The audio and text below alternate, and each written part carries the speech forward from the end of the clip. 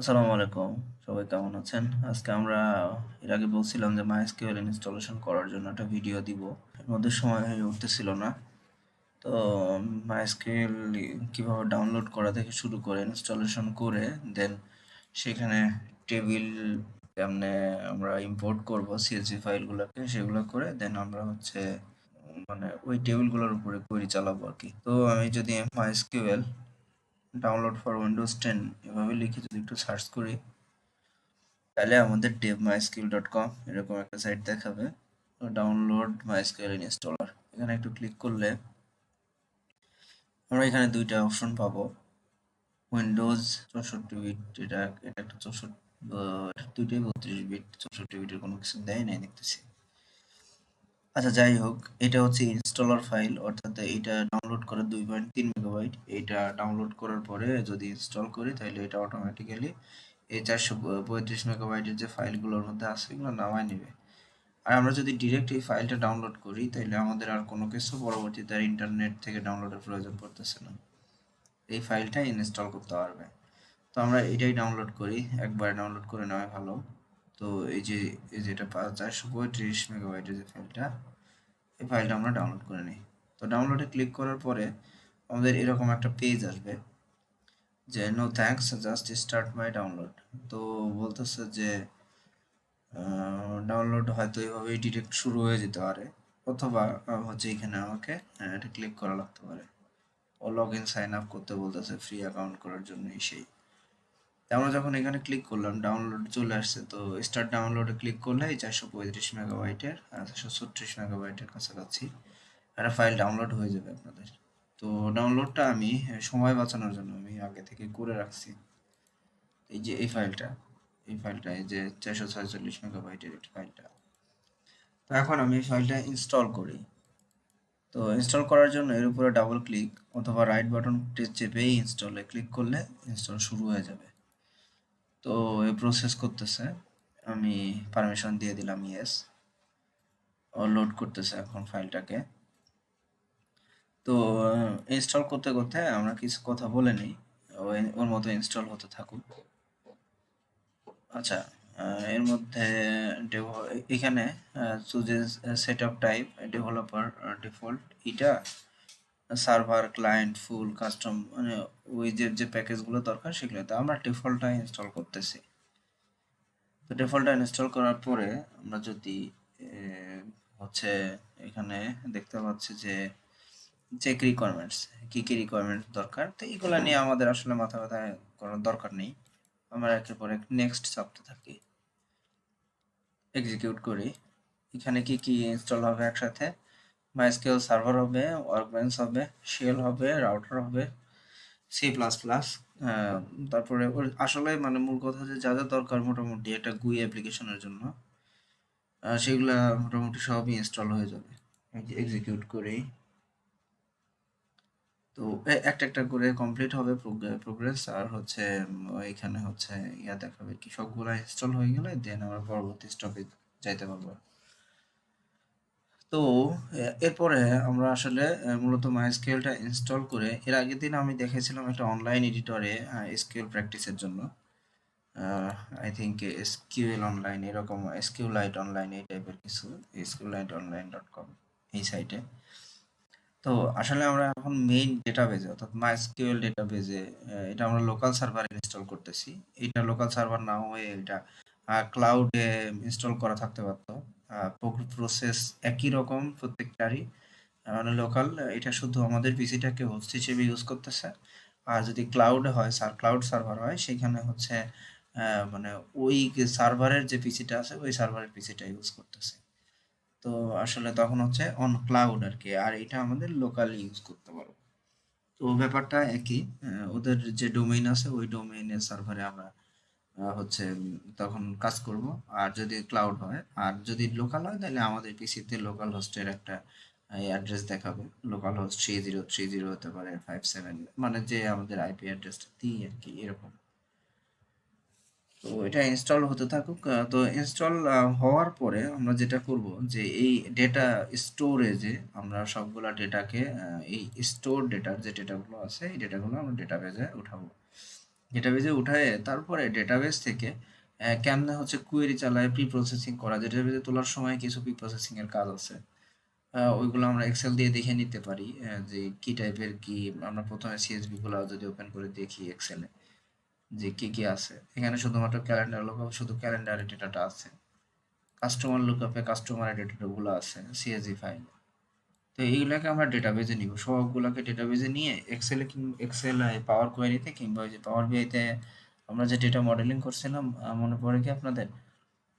যে হচ্ছে আইডির সাথে আইডি মানে হচ্ছে জয়েন করছিলাম আমরা যে। তো এইখানে তখন হচ্ছে যে আমরা কোয়েরি চালায় দেন জয়েন গুলো আমরা করতে পারবো। করে আমরা হচ্ছে ইজিলি যে কোনো প্রসেসে হচ্ছে মানে যে প্রসেসিং প্রি প্রসেসিং গুলো দরকার ডেটা, এটা যত ব্রেকডাউন দরকার মোটামুটি সব কিছুই আমরা এসকিউএল এ কোয়েরির মাধ্যমে করতে পারবো। করে ওই কোয়েরি দিয়ে দেন ট্যাবলুতে হচ্ছে ডিরেক্ট কোয়েরির মাধ্যমে হচ্ছে সার্ভার থেকে ডেটা যেভাবে আমরা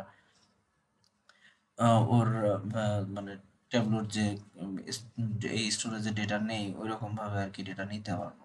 আচ্ছা, আমাদের অলরেডি এগুলা কমপ্লিট হয়ে গেছে। তো আমরা এবার নেক্সটে ক্লিক করি। নেক্সটে ক্লিক করার পরে আমাদের হচ্ছে সিলেক্ট টাইপ, ইনস্টলেশনের সেটআপ টাইপ আর ইনস্টলেশনের যে প্রসেস ছিল এটা কমপ্লিট। এবার কনফিগারেশন করবে।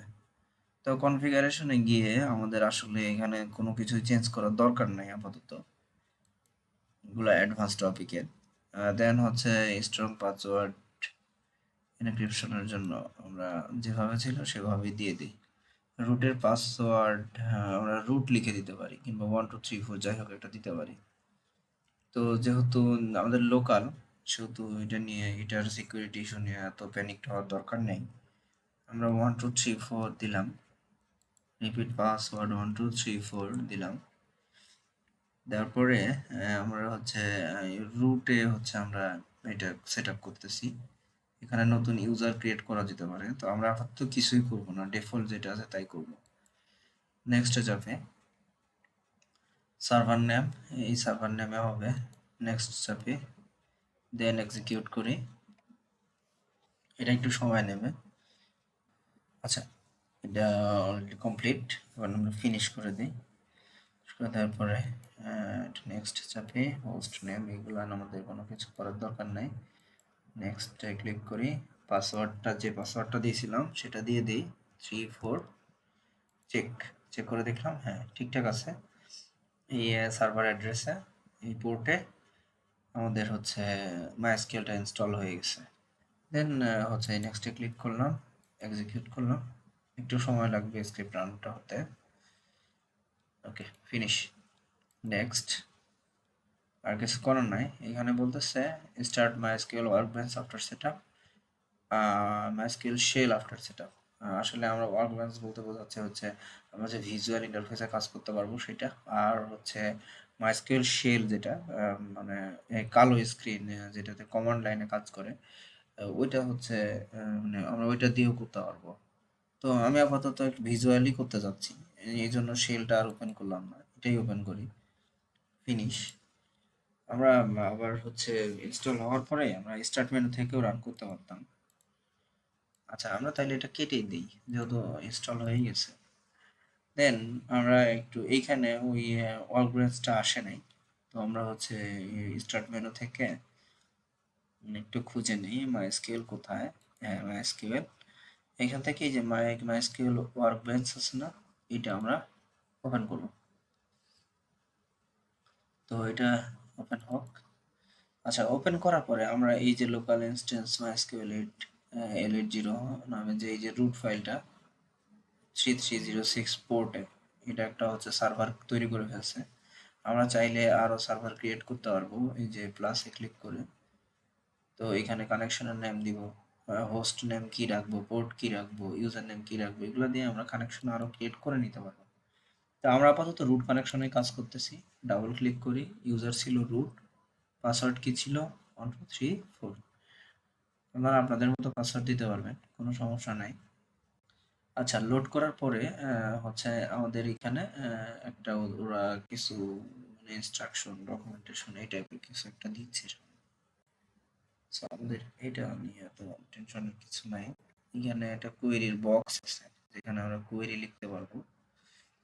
এইখানে বাম পাশে আছে হচ্ছে অ্যাডমিনিস্ট্রেশনের কিছু কাজকর্ম আছে, ক্লায়েন্ট কানেকশন, সার্ভার কানেকশন, ইউজার্সের এই জিনিসপত্রগুলো, ডেটা এক্সপোর্ট করা, ইম্পোর্ট করা, এই টাইপের কিছু।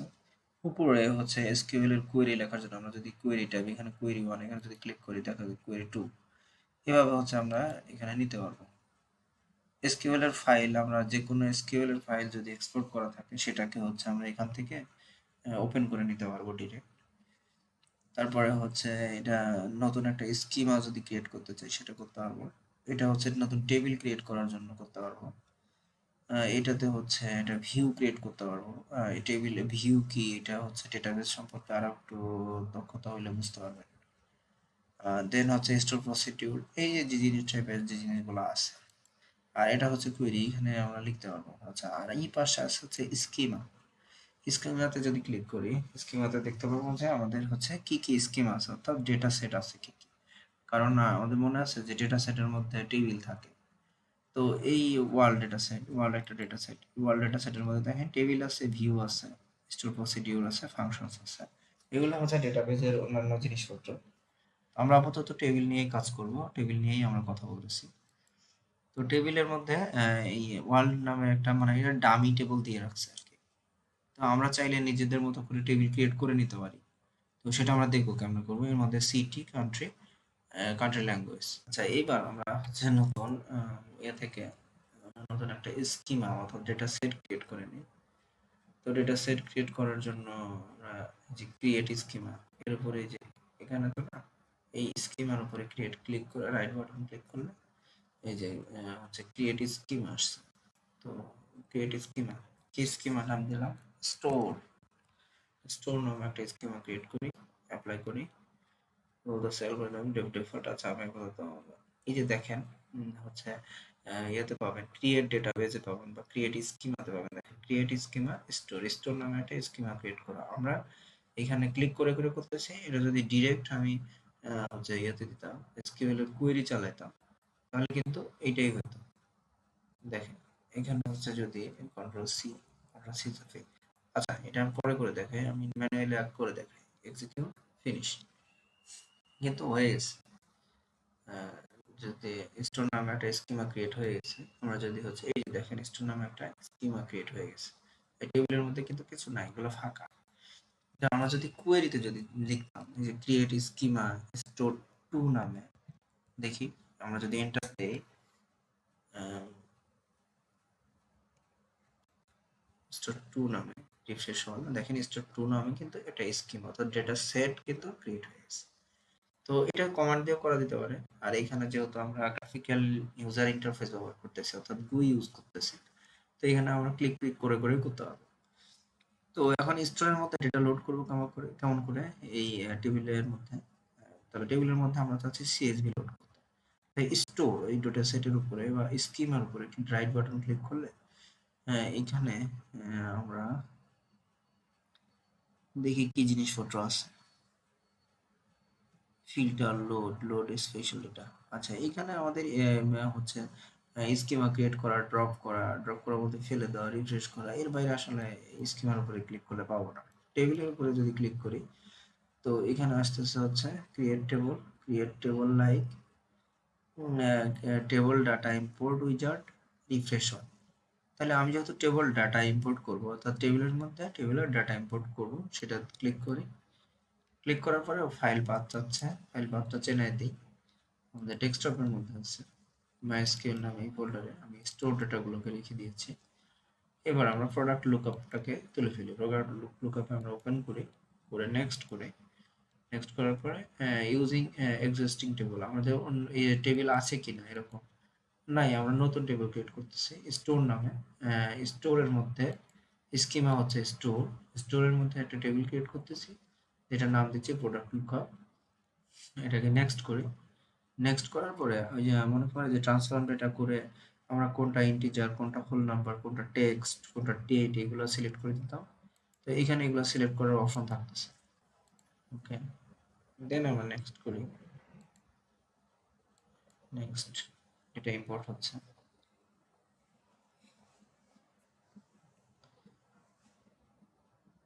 ফিনিশ, নেক্সট করি।